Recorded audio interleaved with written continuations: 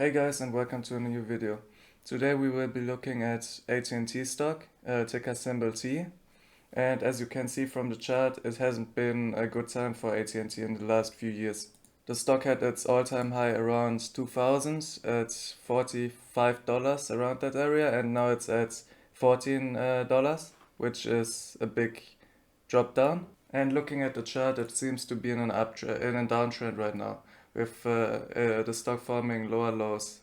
So that doesn't mean anything. It could be at a huge discount, and that's what we will be looking at today. So first, market cap is at 104 billion, which is pretty high.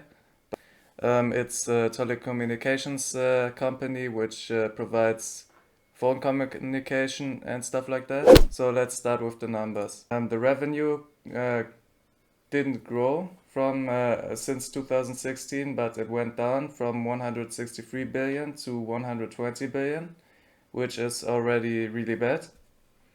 The net income is negative and has been negative a few times in the last few years. And the number of shares outstanding also grew, which is also bad. Cash flow declined from 39 billion to 32 billion.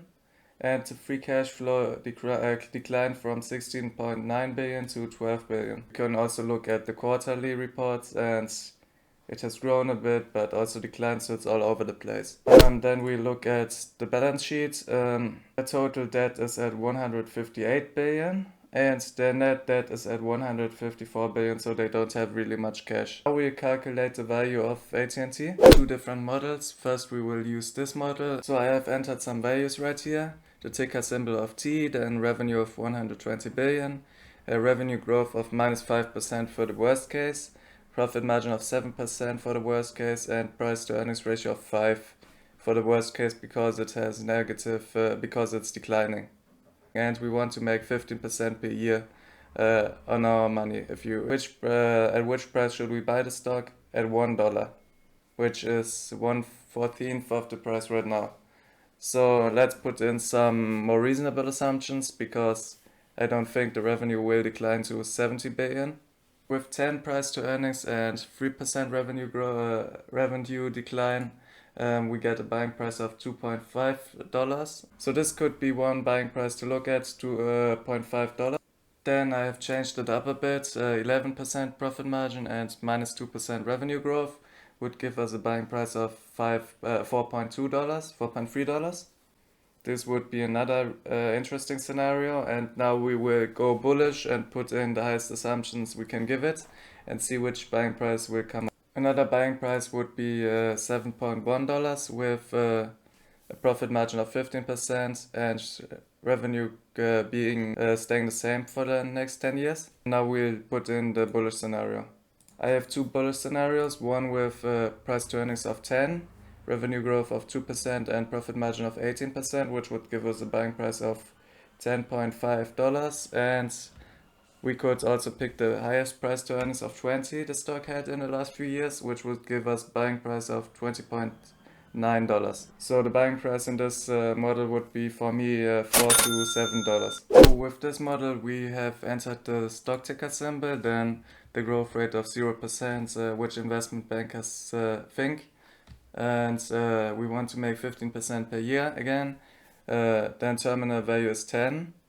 Year zero free cash flow is 12 billion and stock-based compensation 2 billion, and they have they have 54 billion in debt and 7 billion shares outstanding. With these numbers we get a buying price of -$11, which means the stock is massively overvalued. If we enter stock-based compensation of 0, stock price of -$9. So this stock isn't really a buy in either model, because their debt is really hurting their free cash flow and what you will get from the company. So depending on which buying model, which valuation model you choose, your buying price is $4 to $7 or $0. And you could also look at their dividends, which is 6% right now. It's almost the entire cash flow, so you shouldn't really enter it just for their dividend. So for me, the stock would be a buy maybe at $47, but to be honest, I don't really think it's a good stock because it just has too much debt, which is really hurting the cash flow you'll get. So AT&T has announced its new earnings release, which as you can see was higher than expected, but the improvements weren't that big. The earnings improvement was big though, 3%, which is nice. And you can see the stock price went up from there. It went up 5% to be exact. So now it's at $15 per share, which makes it still not valuable enough, but we will still look at the earnings release. So the revenue is up 1% year over year. The cash flow from operating activities is up 2.4%.